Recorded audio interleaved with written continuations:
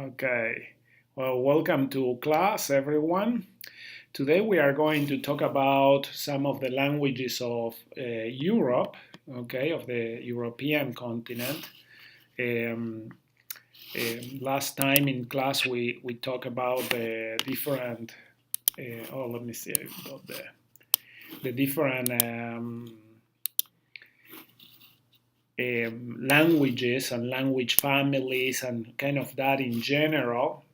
So what we are going to try to do today is talk more specifically about the languages in Europe. Okay.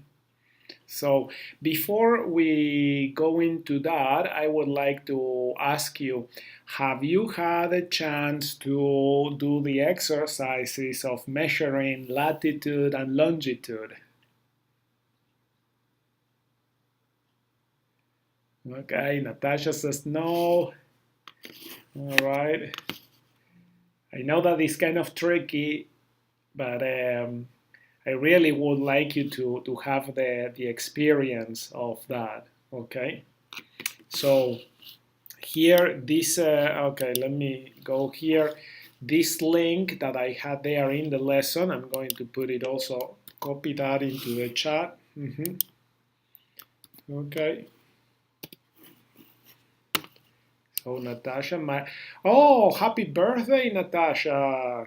Excellent. So yeah, happy birthday to you.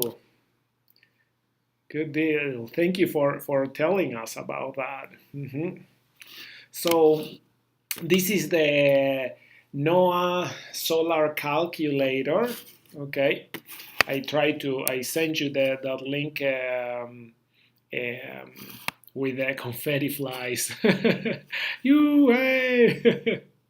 So that's good. So this is the NOAA solar calculator. I sent you this link on the lesson, and I've showed you how I have done the measurement. Okay, first. So the first thing that I want you to do is to try to measure latitude.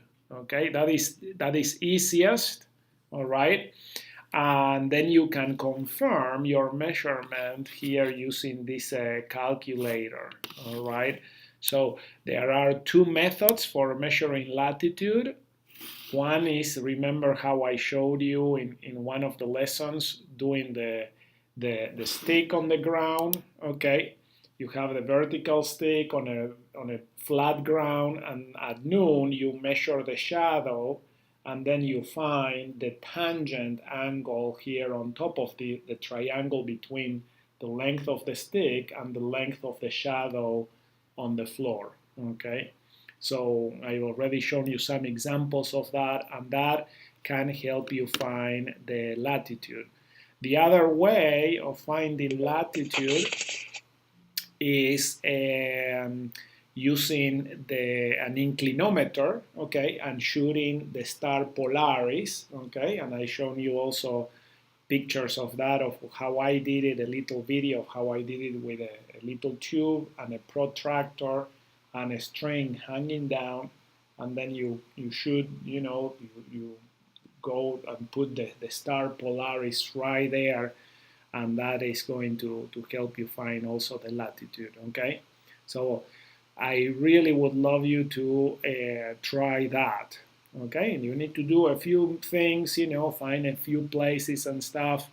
You do need a sunny day or a clear night. Okay, but I think that you have plenty of time. Okay, so I hope that you actually get to do that.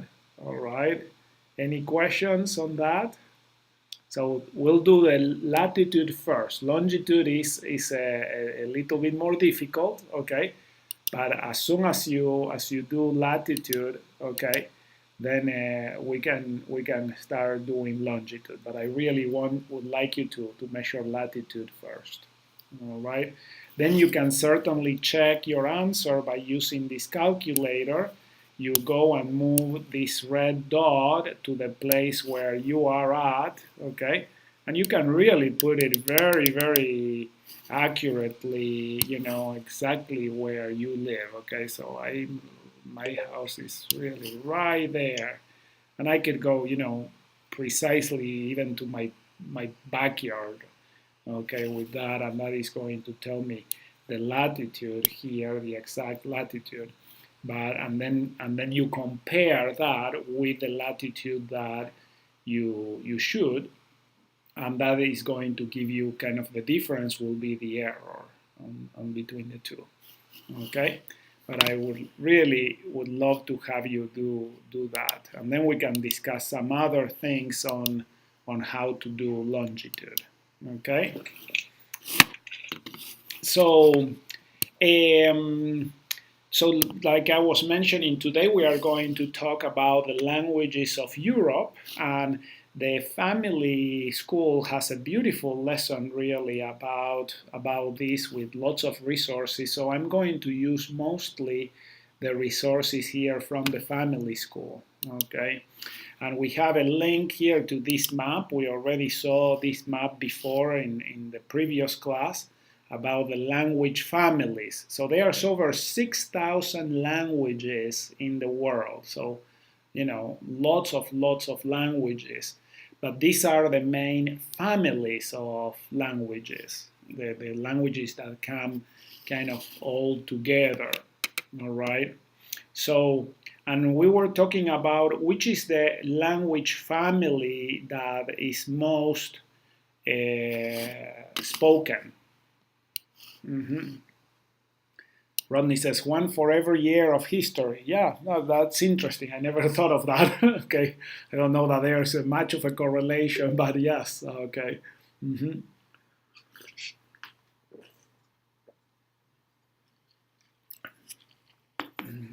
the country of India, okay, there's over 500 languages just in India alone. So Rodney says Latin-based language. So that is kind of correct. Okay. So Latin is even one of the subfamilies of this. Latin is one of the subfamilies of this language family. So here Indo-European. So Indo-European is this kind of pale green. And that is the family language that is most spoken around the world. Okay, so if we have this other chart shows the different language families, the most not all of them, but the most common ones, the most popular ones, and we see that almost 45% of the world's population speak an Indo-European language. One of the subfamilies of the Indo-European languages are the Latin-based languages, and we are going to talk about that today. The next one, most popular with 22%, is the Sino-Tibetan languages. So there you have your Chinese, okay? And I think that Japanese also, they come from there. And then there's other family languages that have smaller representation. Okay, so you can use these two charts to see the maps, okay, of that, of how it works. We were looking also, interestingly, I think in last class, that in Europe, okay, so if we have the continent of Europe, that is basically everything here west of the Ural Mountains, all right, all this area west of the Ural Mountains,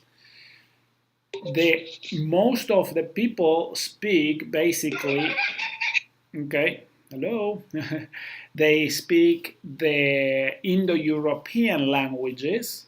Okay, the green, so most of this area speaks Indo-European languages. And then we have this dark green, okay, the dark green that is the Uralic family of languages. So you see the Uralic family of languages here in Finland, Estonia, and Hungary, okay, and part of Russia, all right. Then we have this other grayish language family, that is the Turkic language family. So the Turkish language that is spoken in Turkey actually comes from this area of Central Asia, right? And northern Siberia, but actually the language migrated from Central Asia here up to Siberia and to Turkey. Okay, so that is the movement of people also follows the languages. And then we have an interesting little dot here in the border between Spain and France, where there's another language family, okay? And here in the chart you see Basque. So it's an isolate, all right? So this is the Basque language that is spoken just there in that area. Is not Indo-European. It doesn't descend from any other language, so the linguist cannot really connect it with anything else. And so Basque is just kind of a family language on its own. Yes, I am recording this. Thank you, Jens, for reminding me. So there we have the language families in Europe that are basically the main ones are those three, four if you include the Turkic languages, all right? So we have the Indo-European, most of the languages in Europe are Indo-European. Then you have the Uralic languages, the Turkic language, and then Basque. Okay, so we talk about that. Now let's see how many people speak Basque. All right, why don't you, Ronnie, if you can Google that, okay, and probably either in Wikipedia or Google, ask that question, find out how many people speak Basque. So part of my family comes from that area, actually.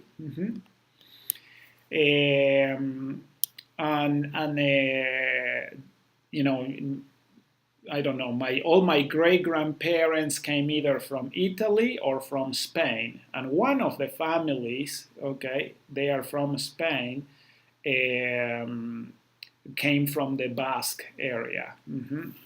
So Emma, you found that there are 720,000 native speakers of Basque in 2012. Okay, so a very small area. And the interesting thing really is that these people that live in the Basque country, they are very proud of their language and they keep it, they speak it and they share it with their children and teach it with their children precisely because they want to keep the language. Annika asked a very interesting question. The question is, how do they tell that they are in the same language base? Okay, so how do linguists, so they would be linguists are the people that study languages, how do the linguists know whether a language comes from the same language family or not? All right, excellent question. And so the way that is done is basically by studying geography, really. That is one of the reasons why we have this unit here in the geography class about languages, because you see the study of geography helps you to study how people move, okay, how people have migrated over time, and when they migrate, they take their language with them, okay? And so the different languages are influenced by those migrations. Also, so also they can tell by the geography, okay, when there are areas that are isolated from one another, then the language also becomes separate and isolated. One of the main ways, though, on how languages are studied is actually by doing comparative analysis. Okay, and so linguists study the words and they try to find what are the root words of other words in order to find the relationship between the languages. Okay. So, and that is one of the exercises, the assignment for this lesson is going to be doing a little bit of language analysis.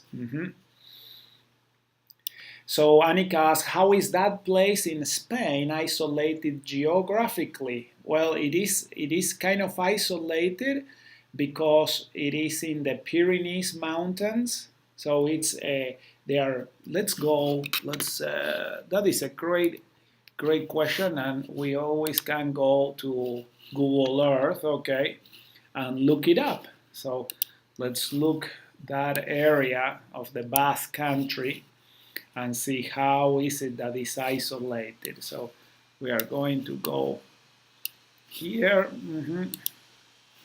All right, and let's zoom in, okay, into this area, okay. So it's the Bay of Biscay, is this big bay between Spain and France, all right? And so see here how this area gets isolated. You have mountain ranges here, all right? So you have these mountains, and then the Pyrenees Mountains in this area, right? The border between Spain, okay, and France is the Pyrenees Mountains. So you see that's the region of the Pyrenees Mountains. And this area is the Basque Country. So it's a valley and lower mountain areas that is separated from the rest of Spain. All right. And because of that, that is how they develop their country in isolation. Okay. Yeah. So, yeah, mountains are a really big barrier, and oceans, So it is interesting because oceans, even though they are also a big barrier, but historically oceans have also been a way for countries to communicate, if you wish. All right. So you have that a lot of times. Countries, they navigate through the oceans, they use the oceans in order to expand. And that is, for example, how you see how English was taken so many places over the world. Because of the British Empire, the British were sending, ships and people all over the place and colonizing other areas, and that is how you have that English is spoken not only in England, where it comes from, but is spoken all the way in so many other areas of the world. All right, let's go to the map, where we have there. So where we have English, we have it in England, we have it all over India. So in India, you have that, is spoken. Australia, New Zealand, of course, America, Canada, all right. So lots of places also in South Africa, it's spoken, and all those places, they are English is spoken because of colonization. The same happened with the Spanish from Spain, that they conquer all of South America and Central America, and that is why most of those countries speak Spanish nowadays. And Portuguese was at some time was also a very powerful empire, and they expanded and they took Portuguese to Brazil, to some countries here in Africa and West Africa. For example, Madagascar speaks also Portuguese. So here they have it marked as a different language family. That would be the native language, but most people speak Portuguese. Let me catch up with the chat a second here. So let's see. Is there a way to find out what language the Nephites spoke? Yes. Or how they know? Probably if you took Aztec, Incan, and the various Native American dialects and brought it back to the basics. Wasn't it Hebrew? It was Reformed Egyptian. So in the Book of Mormon, we know, okay. Oh, okay, so Annika says, could we actually learn to read it and speak it? Okay, the language of the Book of Mormon.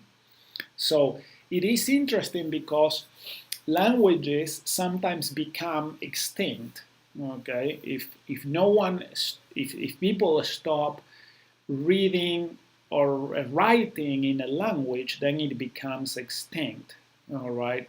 So my theory is that the Lehi family, okay, they departed from Jerusalem, they went here to this area on the Arabic Peninsula, and then they went across the world and they landed somewhere in America, in the American continent. We don't know exactly where, and that is where the Nephi-Lemanite civilization developed.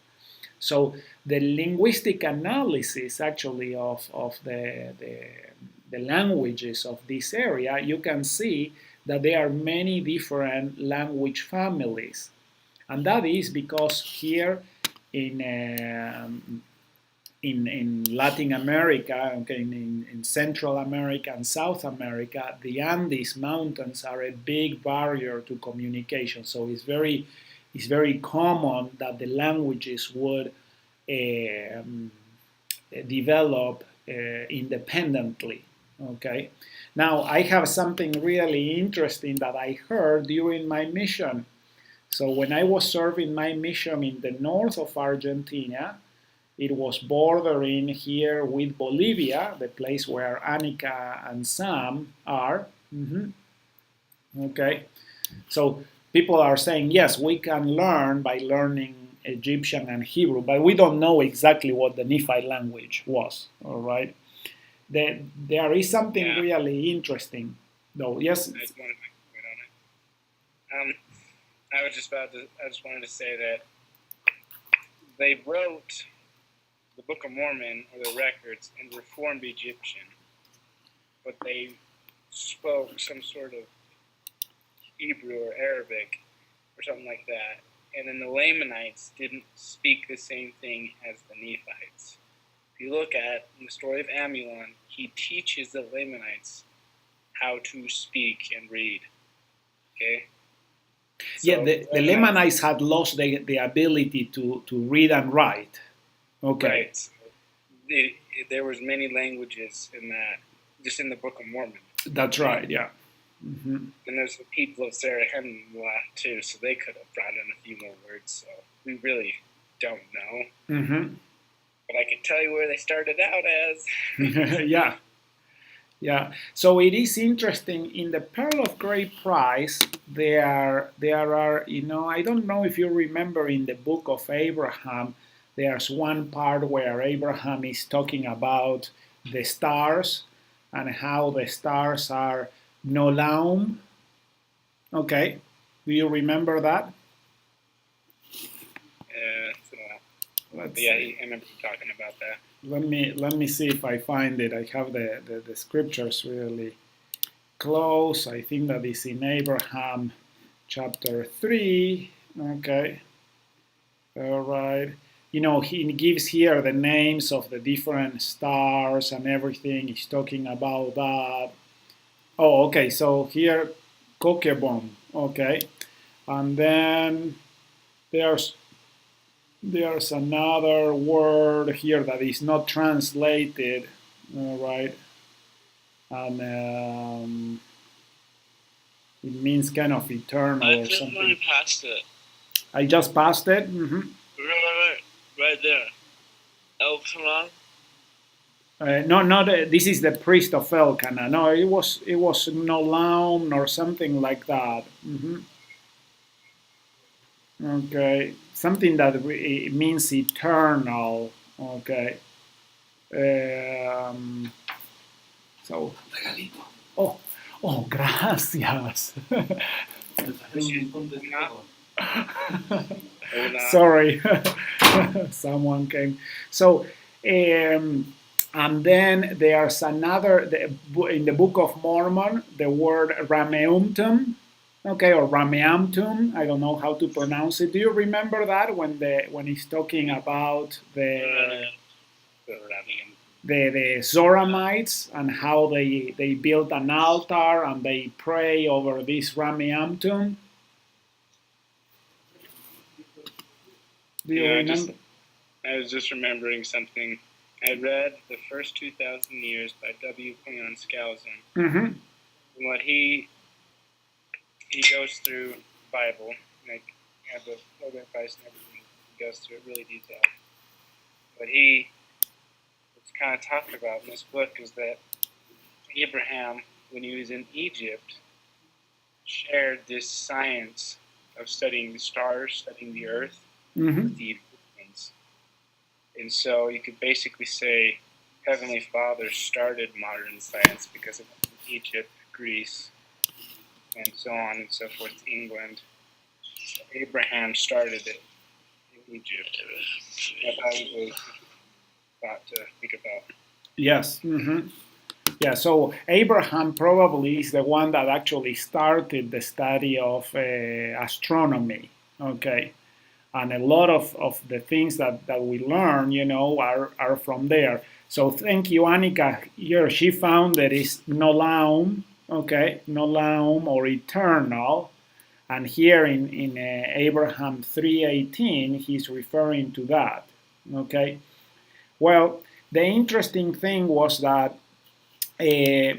one time when I was in my mission here in the north of Argentina, I was talking to a member of the church, and his family was actually from Bolivia, okay? And in Bolivia, one of the languages that they speak, I don't know if you see this light blue kind of purplish language here, okay? That is the Aymarayan, okay, Aymarayan family. You see there, okay? And so part of the people in Bolivia in the Altiplano, they speak Aymara, okay, Aymara, all right? And that is a separate family language, okay? It's a language family that is completely separate from the other ones. And this man was telling me that in Aymara, the word eternal is Nolaum. Okay. And the word that they use for high altar is Rameumtum.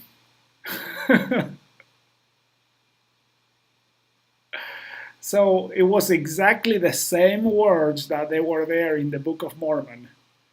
And when he read that, he was like, wow, that is so weird that they would use those words. Okay, so one is actually in the Book of Mormon and the other one is all the way in the Pearl of Great Price. And they're there, So I don't know. Yeah, we should all go there and learn the Aymara language, field trip. Yeah, that would be a very interesting experience. So Annika and Sam, you are close by there. Okay, I don't know if you know anyone that speaks Aymara there in La Paz, but I'm sure that you would find someone and try to ask them what is how do they say the eternal. Yeah. So it is really hard for everyone to learn other languages. It is not an easy thing, but it is actually very, very worthwhile activity to do.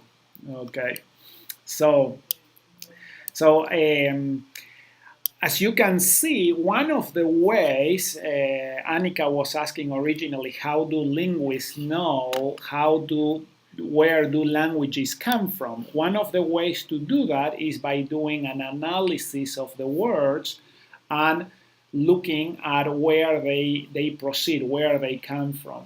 Here we have a chart showing the kind of the language tree for Indo-European languages, and there's two parts. It's divided into the Centum languages and the Satem languages. Okay, so we are going to look at these two charts and see how the Indo-European languages they really exploded. Okay, and as far as a language family, they were very, very successful.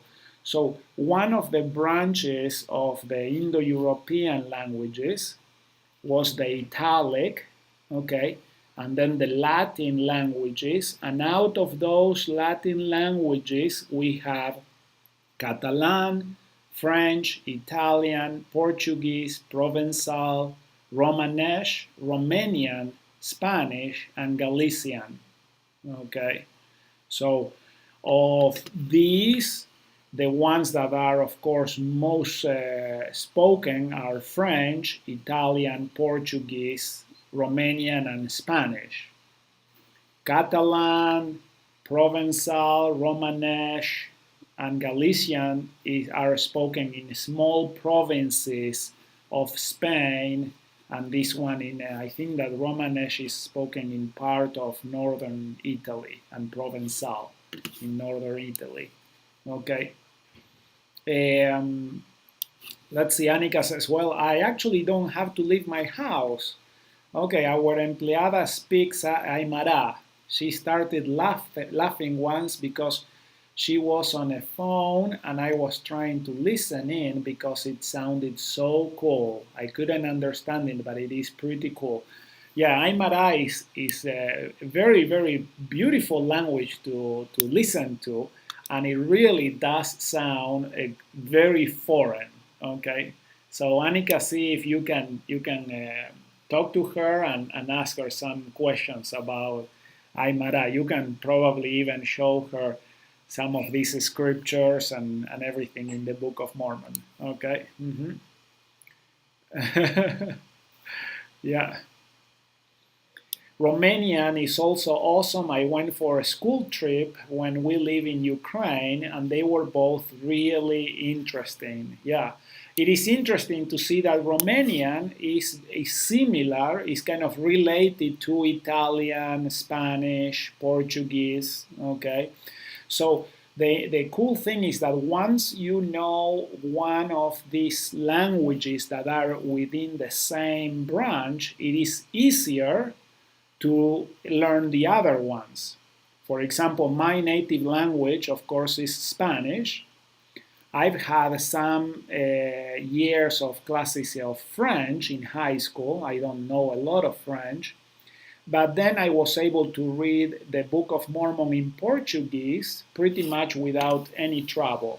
All right, so I got the Book of Mormon in Portuguese, and I had the Book of Mormon in English or Spanish, I don't remember which one it was, and I was able to read, pretty much without any problem. Mm-hmm. So, yeah, the alphabets of Ukraine are very different because they adopted the Cyrillic language. Natasha and Emma says that they are learning some Spanish and French. All right, so you can also read Portuguese. That's right, yes. So it is very, very interesting how you can, and Emma, you can also probably pick Italian up really easily. Okay, let's see, another branch, okay, worth mentioning, of course, of the Indo-European languages are here the Germanic languages.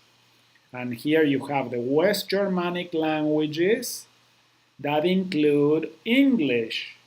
Okay, so you have West Germanic languages and you have Dutch, Flemish, Afrikaans, which is kind of an adaptation of Dutch, and then Low German, High German, they come from different branches, and English, Yiddish, which is a language spoken by a lot of Jewish people, is not derived from Hebrew, but it is actually a High German language. Okay? And then we have in the North Germanic, the Danish, Sweden, and the Norse language, Faroese, Icelandic, and Norwegian. Norwegian is really not a language, it's actually called Bok. Okay, let's see here. I have a question. Yes, what's your question? No, I'm just trying to understand. Now, the languages, they keep changing, you know? It almost like, I don't know if they just like keep reinventing the language. As humans, we do that. It seems, I'm just curious, like, why do we keep doing that? Is it like we're forgetting language or something? Can we reinvent it? That is a very natural process, actually, Rodney. Very good question. So language changes because new things happen, all right? And as people speak languages, as people separate into different countries or cultures, subcultures, they develop different words and different ways of referring to things. Okay? So that is kind of how language changes. So just to give you an example of that, and so you can understand, when I was in my mission, I was in Argentina. It was my own country, okay? But I was in a different part of my country. I basically served in 3 different areas of Argentina. I served in Mendoza, in Córdoba, and then in Jujuy, in the north of Argentina. And I'm here from the Rosario, Buenos Aires area, okay? In between these areas, there are mountains and long distances, okay? But we are still the same country. We speak Spanish. We all speak the same language, all right? But the interesting thing was that every time that I went, for example, when I went in Mendoza to a bakery shop, okay, to buy bread, the names for the different types of bread were completely foreign to me. They were different than how we refer to that bread in Rosario or Buenos Aires. Okay? And then when I moved in another area, when I went from Mendoza to Jujuy, the bakery, okay, particularly I noticed that in the baked goods, breads, okay, the different types of bread that you buy, they had a different name. Okay, they would refer to the same piece, the same thing, with a slightly different name. And in Cordoba, it was also different. Okay? So, and that is how language evolves, how language changes. If you go to Mexico or to Bolivia and so on, things especially that are very local, okay, are named slightly different. Okay, and that is how people change the language. Annika says here, the people here in Bolivia are convinced they are like the Mexicans. Having lived in both, I had to break the sad news that they were very different. Okay, yeah, so the word strawberries, okay, in most of Latin America, they call it fresas. Well, in Argentina, we call it frutillas.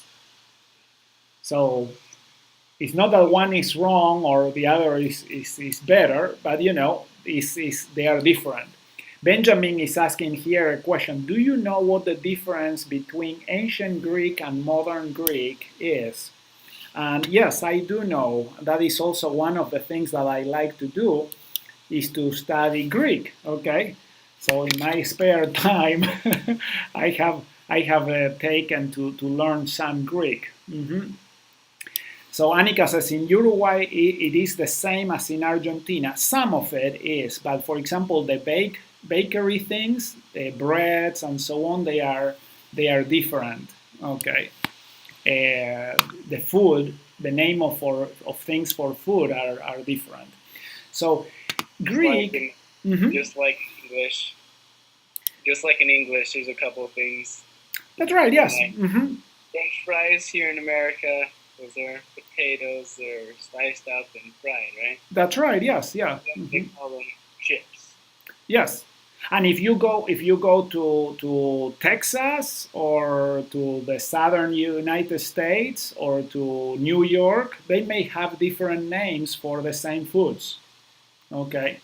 One of the things that helps us to unify language is the communications. So now with sharing of the TV and programs, Walmart, and so on, language tends to be joined more together, okay, because of those lines of communications. But anything that remains kind of separate or isolated geographically or culturally, the language tends to be modified slightly over time by that. So let me go a little bit here to Greek. That is a very interesting language. So what happened was that there are several types of Greek language. So the more common one that people refer to when they talk about ancient Greek is what would be the Kini language, and that was the language in which the New Testament was written. So that was actually a very successful language. It survived for a long time because when people wanted to read the Bible, especially the New Testament, they would use either the Latin Vulgate Bible or they would use the Greek Bible. Okay. Now, during the Middle Ages, the Turks conquered. All right, so if we go back here, the Turks, as they were moving from Central Asia to here, they conquered Greece. And so they basically forbid people from speaking Greek. And so Greek remained kind of an under language, okay, not a language that a lot of people could speak. And so it evolved in isolation, all right? Currently, the modern Greek is an adaptation of what people currently speak in Greeks, okay? All right? And so they have simplified some things, they have taken some of the accents and so on, but this is the evolution of the Greek language from actually, a couple of thousand of years of speaking that language. All right, so it's very common to have that. But in Greek, it's very pronounced the difference between ancient Greek and modern Greek because of that Turkish influence. All right, so it is very interesting that to me, So I've also read the Book of Mormon in Greek. It is in modern Greek. And I'm also now reading the Old Testament in Greek, all right, and that would be more of the Kini Greek, okay, so it's a little bit more older Greek, but with some modern adaptations. The version of the Bible that I'm reading is not completely the older, the Septuagint version, okay. So that, Benjamin, does that answer your question about Greek? So here we have some beautiful comments about different languages. So, all right. So we see that Annika says, when we first were moving around, I got so confused trying to figure out the slang for everything. I now use a whole bunch of them and end up with funny looks anywhere I go. I would have to say the prettiest language I have ever heard is Finnish. Yes, that is it's true. They are actually a beautiful people and they have a beautiful language. And as you could see from the map, Finnish is not an Indo-European language. Okay, is actually a different Urdic language. So we don't have it in this chart. Okay, there is not Irish. All right. So here we have then we were talking about the Italic or Latin languages, the Germanic languages. This one, Anatolian, Hittite, and Tocharian are extinct languages. Okay. The Celtic languages, you have Welsh, that is still spoken, okay, Irish Gaelic, all right, Scottish Gaelic, and then the other ones are extinct. So those are languages that also are spoken in part of the British Isles.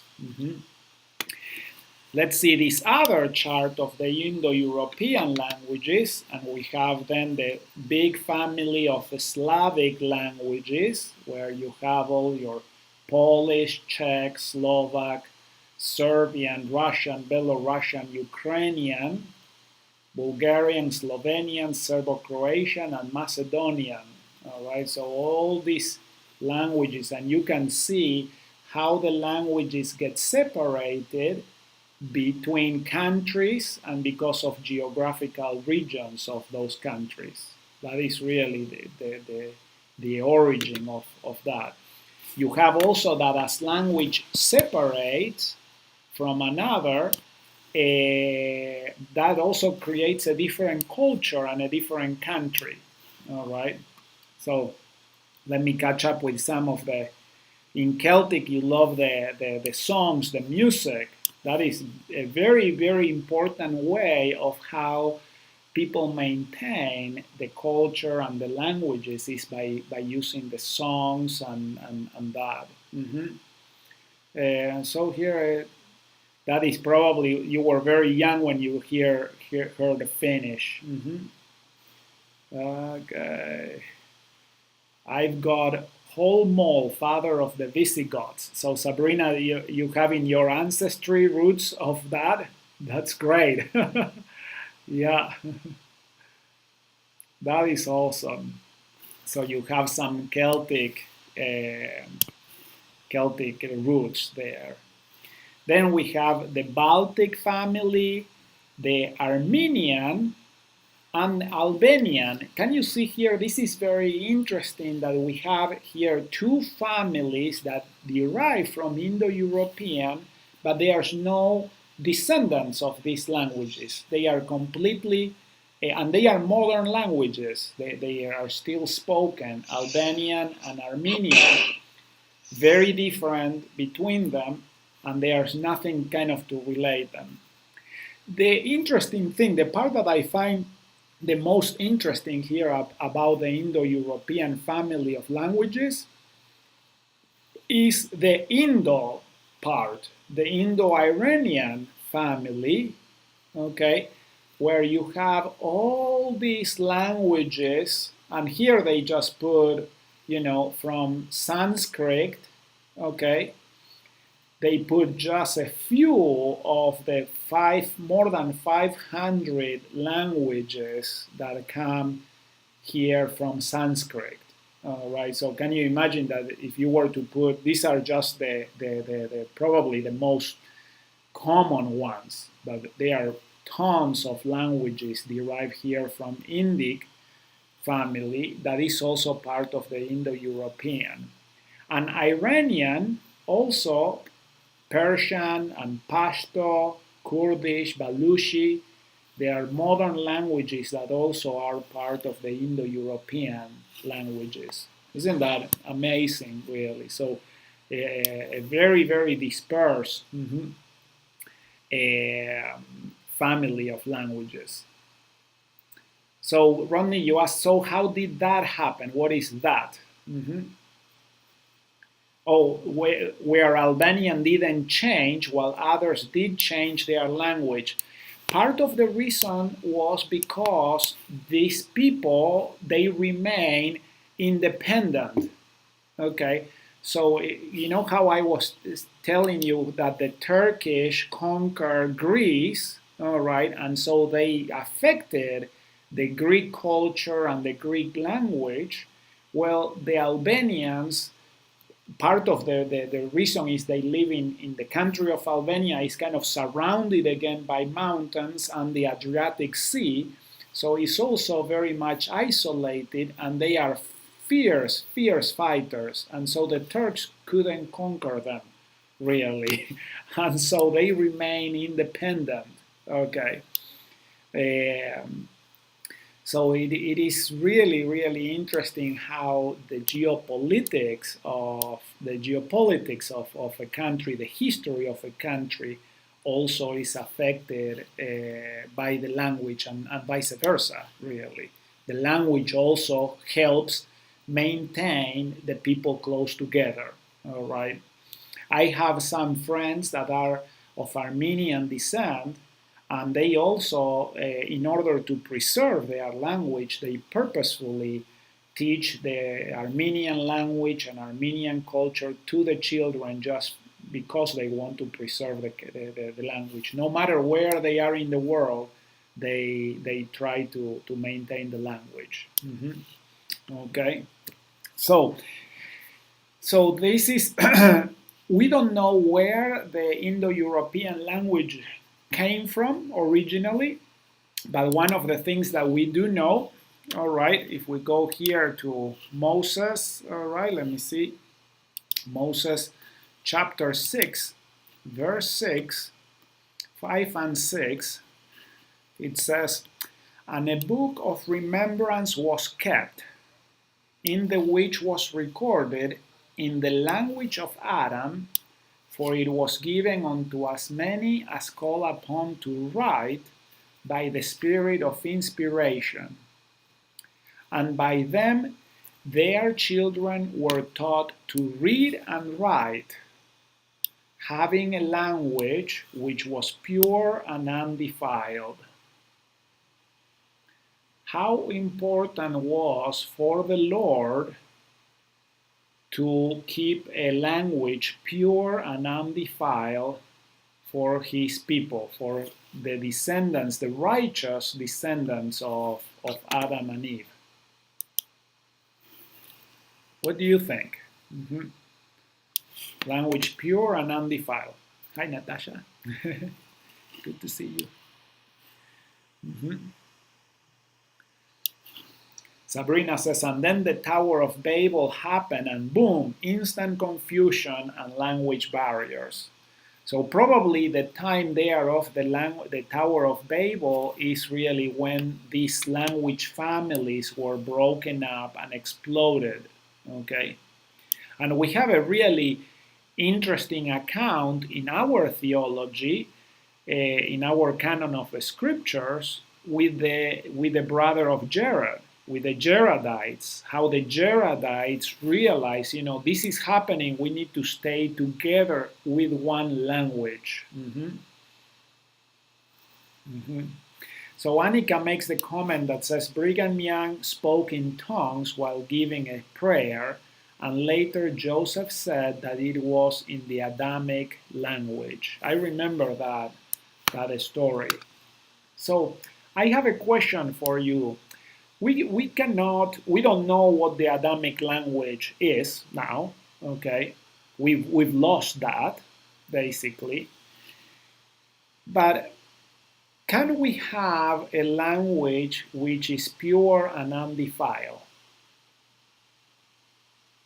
Could we have a pure and undefiled language? What does it mean to have a pure and undefiled language?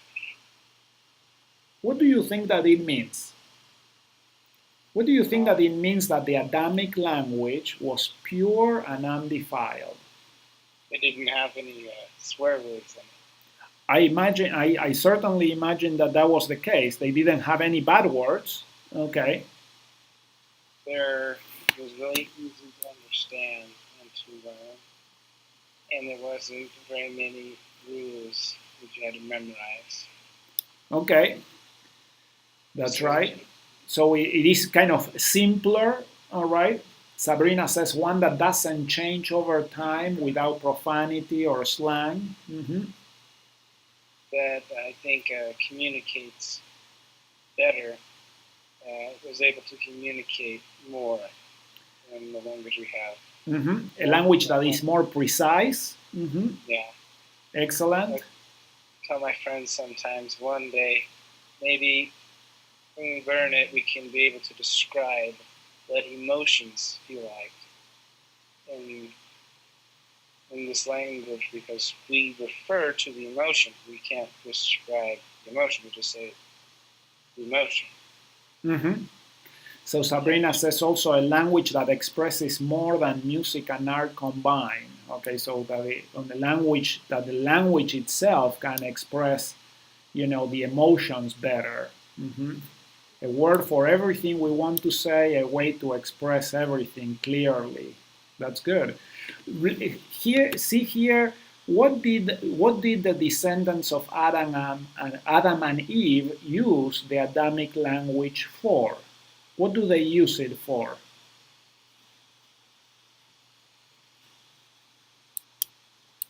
To write inspirations, well, it says right there.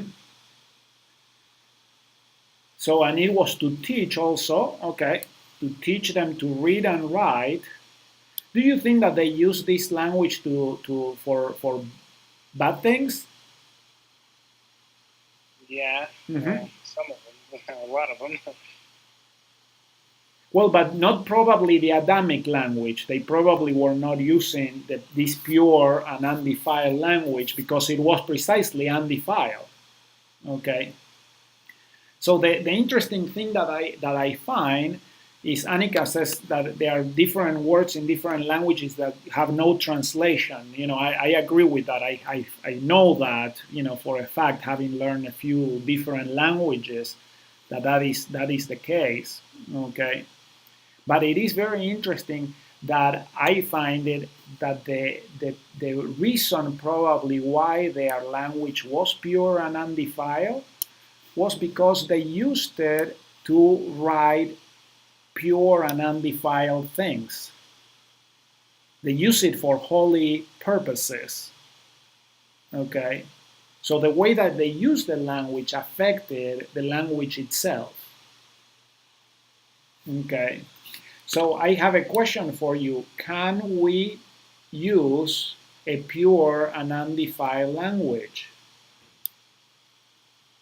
Can we have a pure and undefiled language? Emma says yes. We could. How?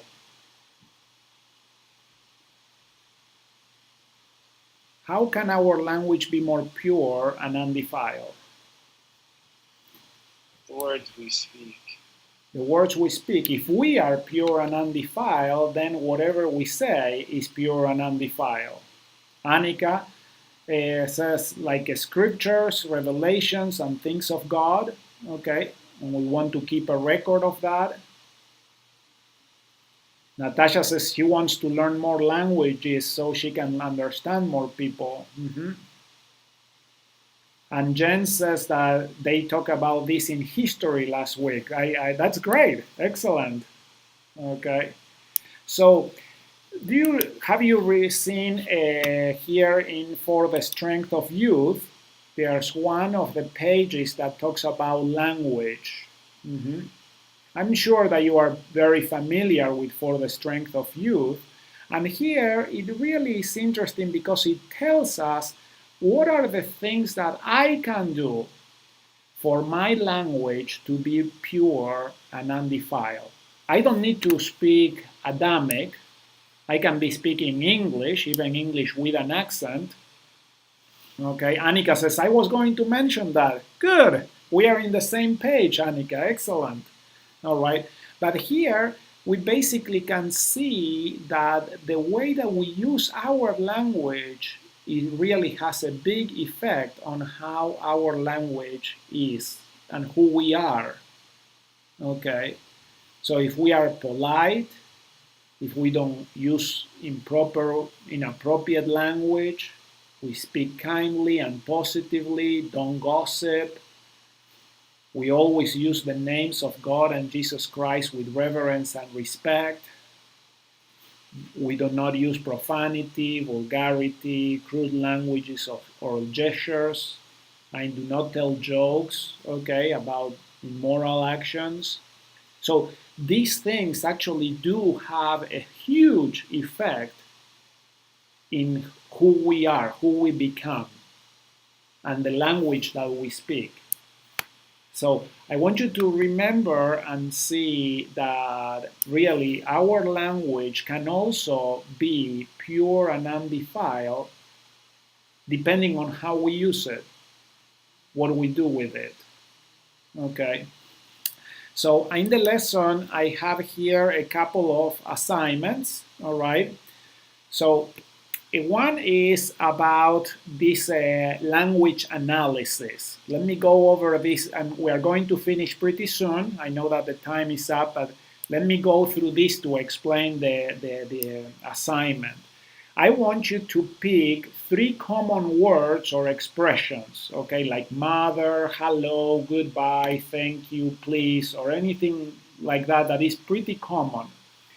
And then you can use Google Translator to find how that is said in other languages. Okay, so for example, thank you. Okay, so thank you in Greek is σας ευχαριστώ. In Spanish, gracias. Okay, and then we can go to other languages. In Arabic, I cannot even write that. Okay, read that. All right. Let's see. In Hungarian, kosonom. Okay. Let's see how it is, in Finnish. Kitos. Okay. And so, as you look at these expressions, let's see if we go to Danish, you can see the similarities. So here you have in English, thank you in Danish is tak. So you can see now how that is very similar, and then when you look at the language tree, you can see, oh, okay, yes, English, Dutch, all right, they are Low Germanic languages, so they are kind of similar. And that is where you start seeing the similarities. So the exercise there for the lesson is to do that, to look at these expressions and see where you find the commonalities, the things that go in common with them. Okay? Does that make sense? And then you can compare and contrast these words with some non-Indo-European languages. And then you write a report including some charts that show how, what are the things that you find with these common expressions. The more common the word, the more similarities that you will be able to see, like the word mother, that is, or mom even, okay? That is a very, very interesting one because it's very common to a lot of other things. So thank you in Arabic, shukran. Okay, if I would pronounce it there. I couldn't read it, so I don't know Arabic. All right, so does that make sense? So that is the assignment. The optional assignment is for you, this is more of a personal thing, is as you read for the strength of youth, is to find, is there anything in your language and communications that you need to change or improve? All right. And then you can write a plan of how are you going to do that, or if you did that in the past, how you did that. All right. I remember when I was growing up in Argentina, a lot of people use swear words. Okay. In fact, most people in Argentina use the swear word in every single sentence. They cannot speak without that. And so I had to make a conscious effort to actually substitute swear words or bad words with good words in order to change the way that I communicated. Okay, and so that is kind of the type of exercises that I want you to do. Is that okay? Is there any question on that, on the exercises? No. All right, excellent. So let's finish class with a prayer. I'm going also to publish, probably tonight, I'm going to publish a quiz, okay, about this lesson. 5 questions also about the things that we have learned today, okay?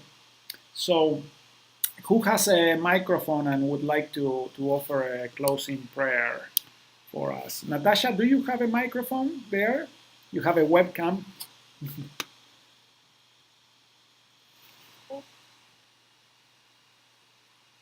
I think that I can hear you. Okay. Okay, would you like to pray for us? Sure. Thank you. Heavenly Father, thanks for that we could all come to class and learn some new things.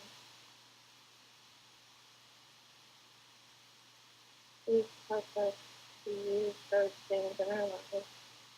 Help us to have a good day the rest of the day. Amen. In Jesus Christ's name. Amen. Thank you very, very much and welcome to class, Natasha. Good to have you and happy birthday. Thank you. All right. Okay. I'm going